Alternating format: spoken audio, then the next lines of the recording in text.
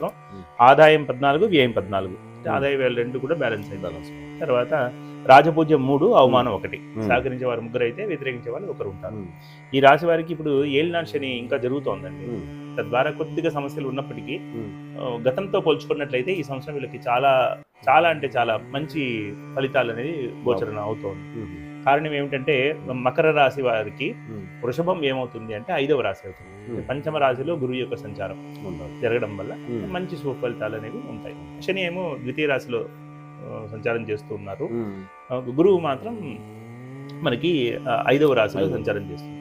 తద్వారా వీరికి మంచి అనుకూలమైనటువంటి ఫలితమే. శని ద్వితీయ రాశిలో ఉండడం అంటే ఇంకా ఏలినాటి శనిలో ఉండడం అని అర్థం. ఏలినాటి శని అని అంటే చంద్రుడికి రాశికి వెనక 2.5 సంవత్సరం, రాశిలో 2.5 సంవత్సరం, తర్వాత 2.5 సంవత్సరం, మొత్తం కలిపి 7.5 సంవత్సరం. దానిలో వీళ్ళు ఏంటంటే ఇంకా తృతీయ భావంలో ఉన్నారు. 3 భాగాల్లో 3వ భాగంలో ఉన్నారు. అంటే ఏలినాటి శని చివరి దశలో ఉన్నారు.